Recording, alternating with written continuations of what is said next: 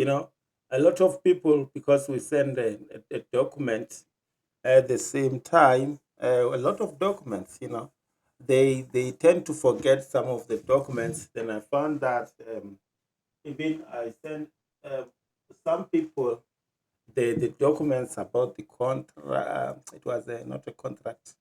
Which module was that one? I think it was a company law. They forget um, what we have said.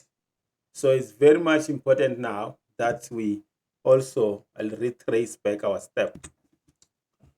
So the first one that I sent, of course, it was a judicial one, um, which I will just share with you here. You have it. When I was talking about the judicial independence, that is the first document. I said, when you get a question about judicial independence in the examination, you just have to open this one and then read and then paraphrase what I have written so that it becomes easier for you. And I started with the hierarchy of the courts, which is there on your book, which is, you just come here. I said that there's a constitutional, supreme, high court, magistrate, and those court that has been established by the act in high court, such as the electoral court, the tax court, um, yes, court like that. Then we have a labor court in Bramfontein. Yeah, those are the branches of a high court, right?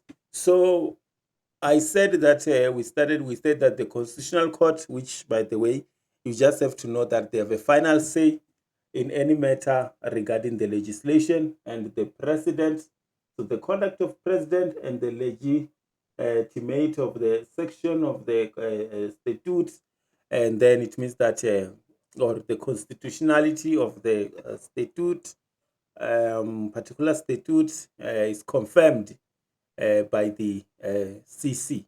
Supreme Court of Appeal used to be the biggest court during the apartheid, but now it only hears appeal. So it means that it's not going to be a court of a first instance. It will never be a court of a first instance. It only hears appeal. And the Supreme Court of Appeal is in Bloemfontein, right? Only appeal from High Court will be brought to Supreme Court of Appeal. Now, magistrates are called the lower courts. Magistrates, according to the 110, they are called the Kirchhoff Statute because they only follow the statute. They do not act beyond the statute. They are governed and regulated by the Magistrate Act, right? 34 of 1944. Is it 32? 32 of 1944. Yeah. And then I said that magistrate cannot even dare to declare the conduct of the president or the legislation. They don't have that particular power. And then we move on where I also talk about those court others like electoral court, labor court, land claims, tax court, and then all those and their functions. And then I put them together based on section 166 by paragraph E so that you could see. Now I even put well about this one in a table so that it becomes easier for you. Even the section becomes easier for you so that when you get into the examination, it becomes much easier.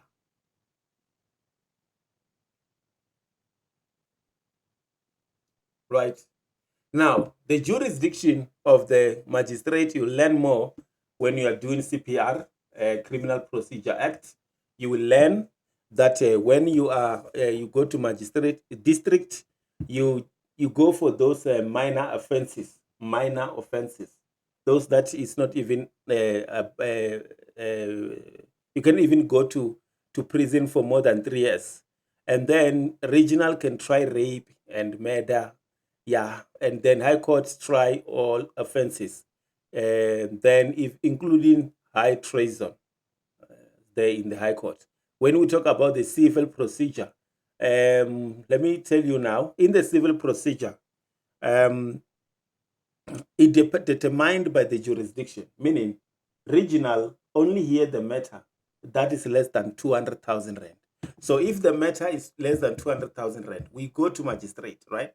If the matter is over 200,000 rand, but below 400,000 rand, we go to regional. But if the matter is above 400,000, that is a matter of high court. So high court in a civil dispute will always hear a matter that is above 400,000. Now, if it is a divorce matter, divorce cannot be heard in district. It's only heard in regional and high court. Even if the amount is 60,000, we go to regional because the district has no jurisdiction to hear the divorce, right? I was just trying to educate you on some of the things that you are going to do it when we are doing CIV and other modules, by the way. So appointment of the judges, we started with the appointment of the judges, and I explained to you about the appointment of the judges, and I said that the judges are appointed by the president working with the tribunal. All right, working with the JSC, right? Not tribunal. Tribunal is established by the JSC. Working with the JSC, the JSC will go and conduct an interviewing the judges. Then they will have a recommendation. The recommendation will be brought to the president, and I said that the president will then appoint whoever is on the list, even if he's not appointing the person that the JSC recommended. It's not any issue. The president has discretion. I said on the matter, on the all judges of the constitutional, the president has discretion. In all the judges in the Supreme Court of Appeal, the president has a discretion. But when it comes to the other judges of the High Court, no, the president just have to put them, has no discretion. The president will just appoint them based on the recommendation of the JSC. Now, I said that, I believe you still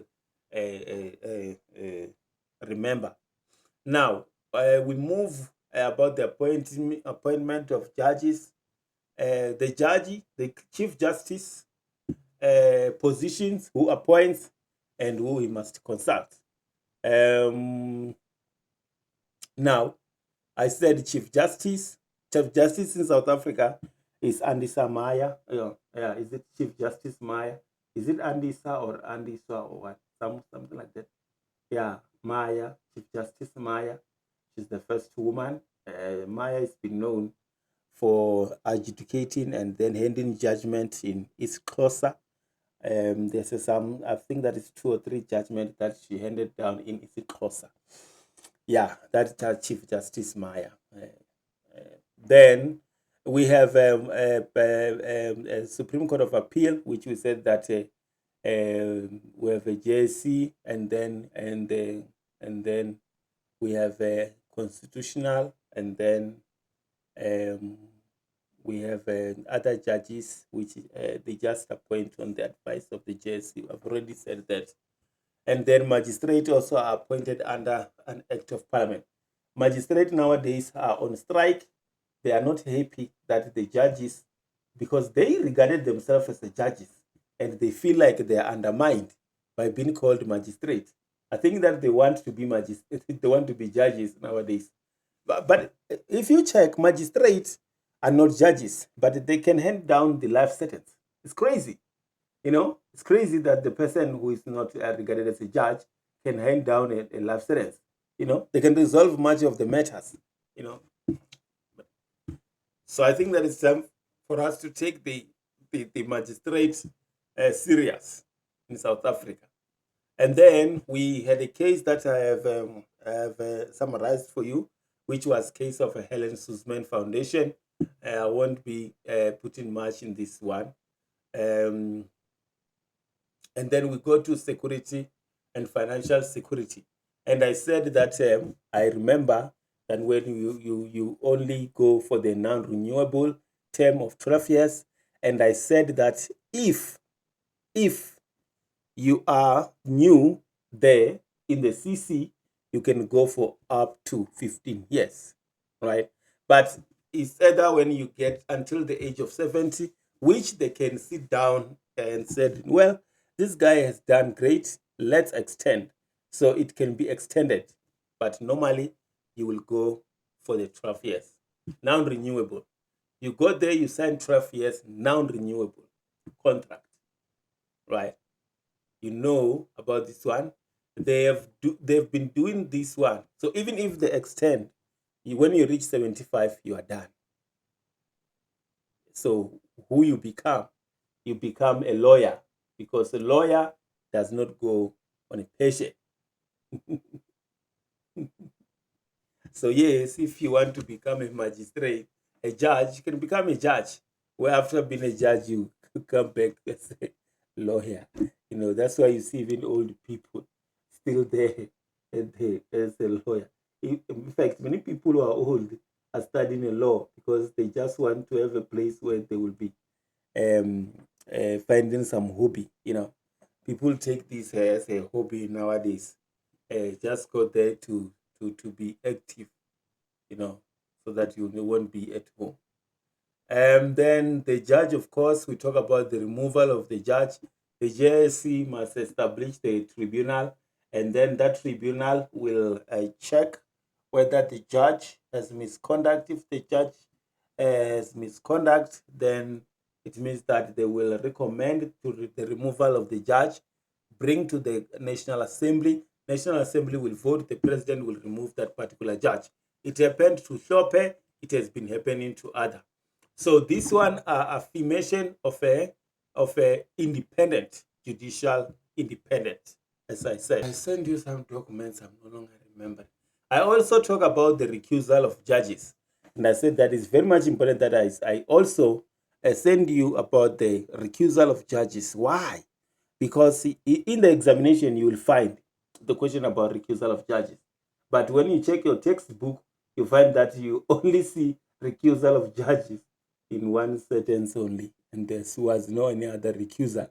So yes, a judge can be recused if he has an interest in the case. It could be personal interest, because judge is a friend of the a plaintiff or defendant, or judge has a or is a besides friendship, they're colleagues, or besides being colleagues, there is a relationship, relationship. But the fact that we grew up in the same village doesn't mean that you must recuse me and say that we grew up in the same village, so you won't be fair. He used to hate me back in the days, so I don't think that he will be fair. No, it's not about that. It's when there is an interest that you could be seeing that the judge has a personal interest in the matter, and it is very clear that he can be biased, right? Yes. Now, I talk about the Section 34 of the Constitutions, talk about everything, including the Schedule 2, so that you're able to understand in the examination. And then I also go to the constitutional. I give examples by the President Safru. I call it a Safu case. In the Safu case, that's where they started with this presumption of judicial impartiality, and then they ended up talking about the recusal of a judge, saying that the judge can. Then they formulate a test in this particular court. The test was affirmed in the Van Rooyen. The Van Rooyen case is the one that followed, affirming that test that were formulated in the case of Safu. So that's why I put this case together as like this, so that when you read, you understand better. Now we have cases like Murauzi versus Old Mutual Life Insurance Company, which on the other side they were talking about the recuser, right? They said that they were recusing John Shope because he got some personal relationship with Murauzi's attorney. So they said that there was a personal relationship. So they said, no, you have a personal relationship. We cannot go on with you. You must recuse yourself. To recuse the judge doesn't mean that the judge has done anything wrong. There's no misconduct. You can't recuse judge based on the misconduct, right? Misconduct is investigated by JSC, right? You recuse the judge because you think there's a personal interest. Judge has a personal interest on the matter.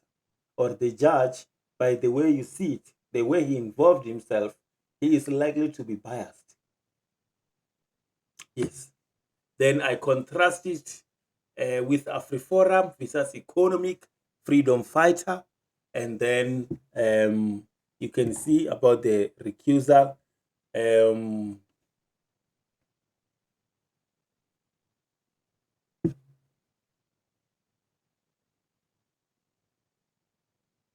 Right. So that was the another one that I sent you about recusal. Fit and proper. And I said that it's very much important that you open this document so that you get the fit and proper, right?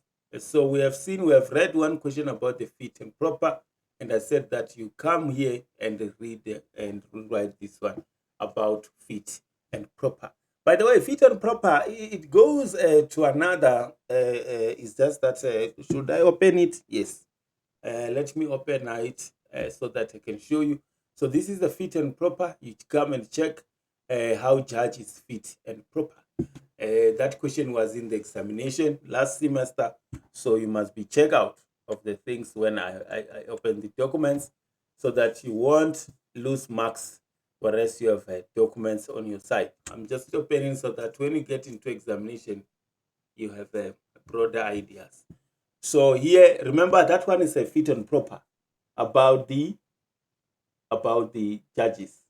Now, this fit and proper is a fit and proper of a legal profession.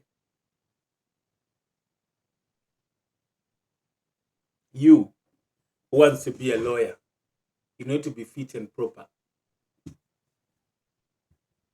The question of who can be a legal practitioner in South Africa is based on the fact that you must be fit and proper. So how to be fit and proper, right? So they were explaining here about the fit and proper. They even give example about the cases that I'm sure they are here trying to answer the question of fit and proper.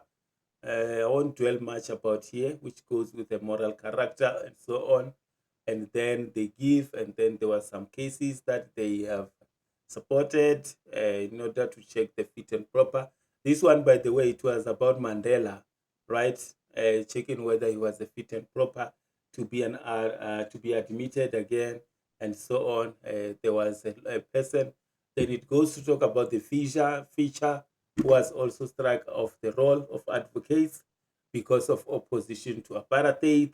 Then there was a case about him, what was a decision of Bram Fisher, and then they check a lot of things. So if you need to know about a fit and proper, about you in the legal profession, it's a constitutional. It can come in the examination. Constitutional is constitutional. They want to check whether you understand. So you know about those cases that you can use to prove the fit and proper, right? Now let's move on. This one here, I've read this one here. Just like me, whenever you can see me, you can see the question. I already know that this one I've read here. This one I've read here because most of the time I read a lot of books. I read a lot of articles, journal articles about some other people and other cases. So most of the things stuck on my head. Some of, even though I can't remember, but some I do remember. Now we talk about the constitutional limitations. I remember I was with you when I was talking about the constitutional limitation, and I talk about the National Assembly and the National NCOP that they are forced to be openness. They're forced to have a transparency. They are forced about the parliamentary privilege. They are to acknowledge the parliamentary privilege and the public involvement. Those are the three things that force the people, the members of the National Assembly. There must be openness, meaning they must never conduct anything privately. Yes, yes, we must be seen. Even when they are voting, we must be watching them voting. Yes, the camera may not be placed on who you are voting, but we must see you going to the ballot boxes or to the voting station in the parliament. We must see those things, and we must also see that it was done fairly and equally, so that there's an openness and transparency. So there's no way that the constitution of South Africa will allow the parliament to proceed without the nation knowing what is going on. It's not allowed at all. You must know, you must be informed.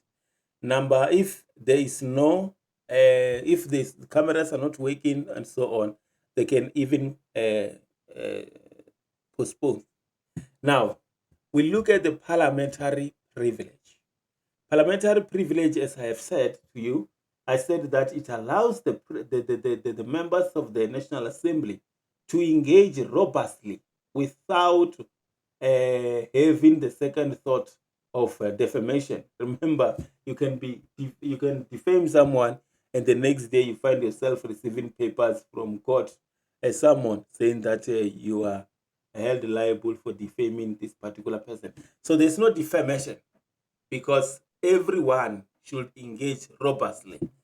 So you can actually wake up and say, yeah, Julius Malema is a corrupt man. He has done this and this and so on in the parliament. Julius Malema cannot wake up and go to court and say, this guy called me a thief or called me a robber. And I'm not. So I'm opening, no, you can't. And I said that this was decided in the case of Delil, where she named some ANC members who um, who used to sell out during the apartheid. And then she was suspended, and then they said that that suspension was not was a violation of her parliamentary privilege by the court. The court said that it was violation.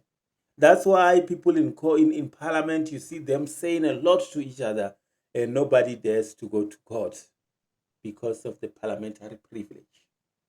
Unlike you, when you said something. Now, this parliamentary privilege that we are talking about is there.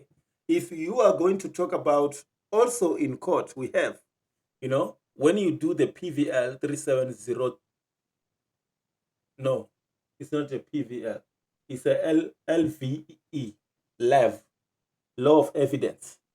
In the law of evidence, we have a state privilege where the prosecutor has been granted privilege. The prosecutors are ruthless, and they can ask questions without having a thought of being held accountable for defamation and so on. They are ruthless for the interest of justice. They have their own privilege. When it comes to you, of course, who are going to be a lawyer, in the law of evidence, we have a legal profession privilege. You have your own privilege, and you must be ruthless using your own privilege. So yes, people who have a privilege in South Africa, people who are in parliament have a parliamentary privilege.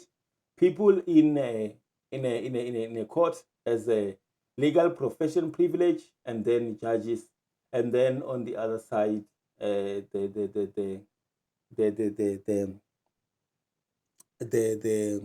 what is this? The prosecutor also has a privilege. I remember in this case of Senzo Meyiwa, the judge said talk about black people being not punctual, and then some people view it somehow, and he has to apologize for that and move on. There was no need for him, if it was about other departments, it was gonna be a big matter, but because it's a court and then it's a judge, it's not a big matter because of the engagement that they have. They always been protected by the privilege.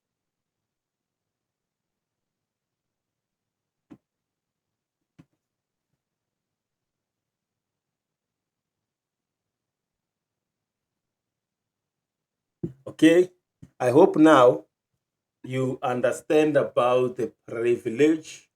We'll move on.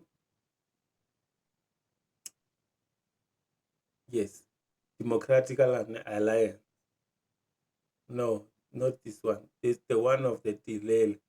I didn't put that case. Don't forget. Um, I will I will remind you about that case. The name is Delilah.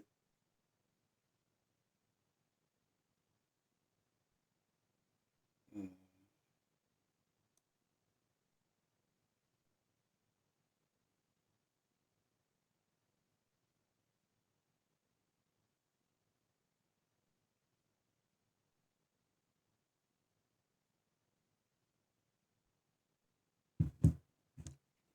Okay, so I Bob and I even here on your book, you can just come and then you said delay. I think that it can show. Yeah, this one delay of another speaker of National Assembly. Um, talk about the parliamentary privilege. Um, yes, yes, some members, or there were 12, and then there were spies during the apartheid, as I've said to you. Then she was suspended, and then there was more. I think this one is under, yes, the power and privilege of the members of the parliament. Yes. So I didn't put this case, note down this case also of Delil, although in that one I've provided the uh, one of a DA. You can also note this one down. So don't forget, when we talk about the parliamentary privilege, don't forget this case of delay. You'll come during your own time and read here on this particular book, right? The prescribed book. Now, we have a public involvement, which I also talk about it. It's you. Public involvement is involvement in the statute. When there's a statute, you must be involved too, so that you play your role. So you will be playing your role and say that no, this statute doesn't represent us, or this represent us. And I said that we'll have a day that will talk about the statute and how it represents us. Right? And this one of a statute, by the way, this public involvement, by the way, um, is done in the national, provincial, even in the local. There must be a public to participate in whatever. So the municipality cannot just wake up and say, hey, we have passed the bill yesterday. The tax now is 16% or whatever. No. If it is a Johannesburg municipality, the people of Joburg must know and be aware that there's a new bylaws which is about to be passed, which will affect them this way and that way. Now, bylaws of Johannesburg does not affect other municipalities. Therefore, only those people who are under jurisdiction of Johannesburg municipality will be the one to participate. Now, when we go to the provincial, only people of Gauteng, if it is Gauteng, will be able to be involved, because it does not bind other provinces. Now, for today, I think that tomorrow, when we start now, you remind me, um, we will start with the boundary. We will look at the boundary law, right? Imagine if you are coming from, let's just say Limpopo, and then when we are coming from Limpopo, um, when you are at the border between Gauteng and Limpopo, maybe you do something that violates the bar law of Gauteng, whereas it does not violate the bar law of Limpopo. Now, the matter will be which bar laws, or which provincial law should be applicable in that particular instances. Now, that one we will have to talk about it maybe tomorrow, so that you have a knowledge and understanding. Now, this is the best document which I have provided, even the case of the Doctor for Life, so that when you get into examination, you are talking about public involvement. You have already have a document, and then the pass is guaranteed. National movement, others. It's very much important that you know this case in and out, so that you can able to pass the examination which relates to this particular case. So it's very much important. So go and learn about this case also. Don't forget about this one, so that you also know about this particular case and able to get into examination and pass this particular question. So now, when we are heading to exam, since it's a September, and September means that October is around the corner. It means that if we have to check, you have a few days now to write the final examinations. Meaning, some people are writing many modules. Some are writing 5, some 6, some 7. This second semester is a semester which many people find themselves writing many modules, especially those who are supping other modules. So there are people who are writing many. Some are even writing 8 modules. They have 3 sub, and then they find themselves that they have registered 5. So you can see the stress that will be for them when examination comes now in October. So yes, this month we'll try to push by all means, so that when you start to be stressfully next month, you are stressfully when you have everything. Now check those things that you don't have, and then we will proceed on that one. I hope that even the assignments, most of the assignments have already they do those things in UNISA, so that if you finish up your assignment on time, then you focus on the bigger meal, which is the examination. So in this case, I even sent you the document about Forum J, where he was criticizing. The Forum J criticism is very much important. You have that document, you must be able to use it when you get an examination, so that you can able to pass. So his criticism is crucial. And also this one of a Delile, please go and check that particular case, and know what that case was about. And then we'll also talk about the um, limitations, or based on section 36. Yeah, it's very much important. But although they don't ask much about limitations, but we will look into the limitations, so that when you get into examination, we are ready. And then we'll talk about also about petition and other things that are matter of a concern, so that the day of examination finds you being ready. So those are the documents that I've sent you so far. I remind you, I told you that I have a day to remind people about the documents that I've sent to them, so that when they get into examination, they always, when they see the question, they spot the document which I sent them. So you must create folder for them, and then you put those documents.